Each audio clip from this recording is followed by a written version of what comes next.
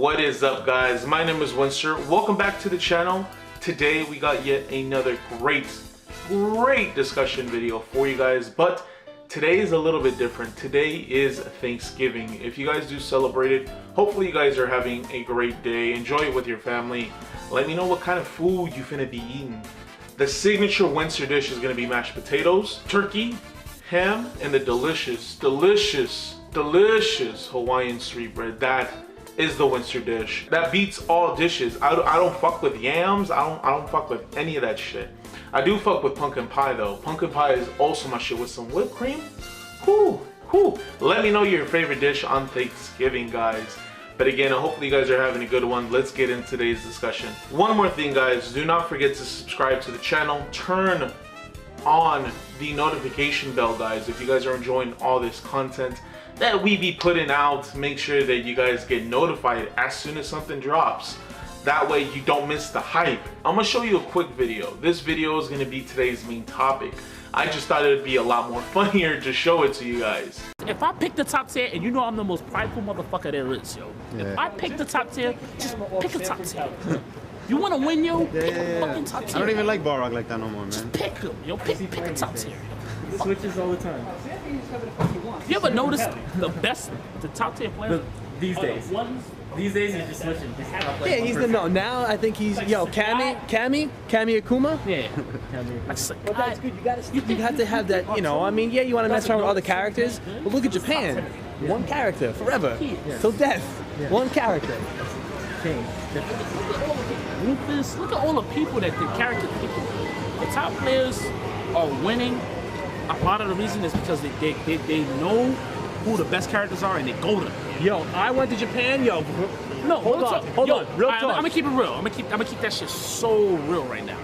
You and Arturo are the two only people that I thoroughly respect. That just picked your characters when the game came out. Yo, like you always stay with Sagat. Yeah, I respect. I respect. Arturo always stayed with Dolphin. That's good shit, Sanford. You know what I'm saying? Like they didn't just run at them because they were like really good characters. They always played them in other games. I ran the top 10, so I keep it real. I ran the top 10. Fuck it. I'm tired of Ken. I'm tired of like outplaying somebody and then they just a miraculous ultra and then they fucking like beat me up. What's a close match for something? I'm tired of that. I want to just have priority, just whore it out, damage, and just get the free damage. Fuck that. Tired of that. Fuck working. Who wants to work? I want the money to work for me. I'm tired of working for the money. Just fucking pick a top tier. Just like Sanford Kelly said so many years ago, should you or should you not pick a top tier? That's gonna be today's main point. The pros and the cons. Is it good for the community? Is it bad for the community? Ultimately, the decision is yours, but I definitely wanted to shed a little bit of light on this topic. It's been something that I've been wanting to talk about for quite some time. Now, before we get into it, we have to understand what top tier means. And here I have the Urban Dictionary. This is where I get all my information all the time. Top tier, the best and most awfully picked character in a game. This character is more times than not the strongest and usually is chosen the most in tournaments / high levels of play, synonymous with low risk and high reward.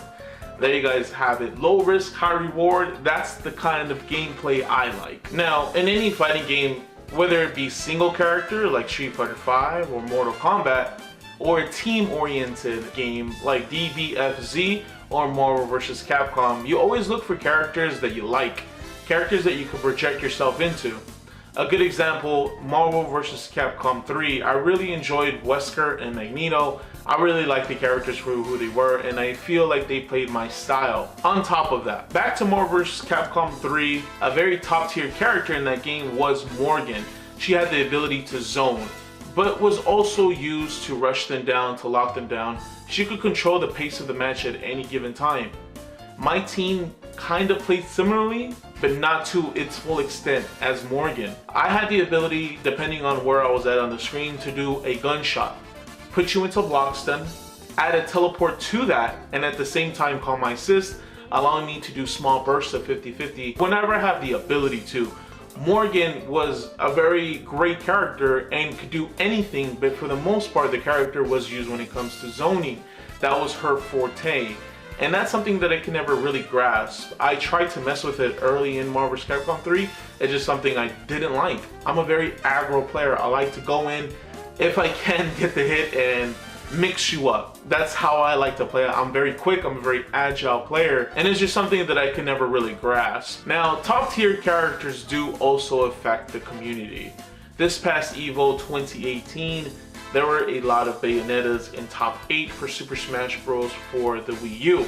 So many, in fact, that people who were watching the stream live at EVO decided to get up and walk out because no one wanted to see two broken characters break the game fighting each other. And you could see it on Twitter, you could see it on Facebook, where people are always talking about how this character breaks the game. It breaks it so much where they possibly need a ban for the character. Now, if you go back a couple of years in 2016 or 2014 for Marvel vs. Capcom 3, Zero and Morgan are running the meta. And even in this day and age, they still run the meta. Chris G is still winning tournaments with that character. A lot of people were saying back in the day when Marvel was still alive and well that it's gonna die because how strong these top tier characters are. Now, in every community, there needs to be growth. Seen from the outside in, a newcomer seeing top level players only play top level characters could be a little demoralizing. Seeing them and having hopes and aspirations to play their favorite characters who so happen to be low tier would make them think, why even bother playing? Why even bother of entering and practicing, because I'm not gonna get anywhere.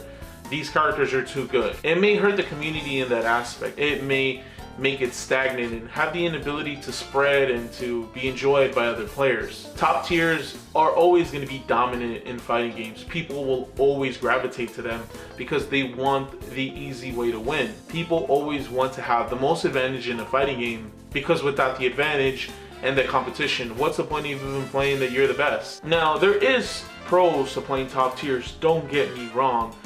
Top tier characters always, for the most part in fighting games, have all the options that the game has to offer. Using them will allow you to use those options to whatever playstyle you want to play. Whether it be zoning, rushdown, you'll have the best options in that fighting game because you're playing the best characters. Now, to bring it all full circle, you know how to play the top tier characters, you're going to tournaments, you're grinding, you're learning everything that you can. Now that you know how to play those top tier characters because you play them, if you run into another player who runs the same team, you'll have the ability to understand how to fight those characters. Even though they're top tier, even though they have the most options and have the best win rates, top tier characters do have weaknesses.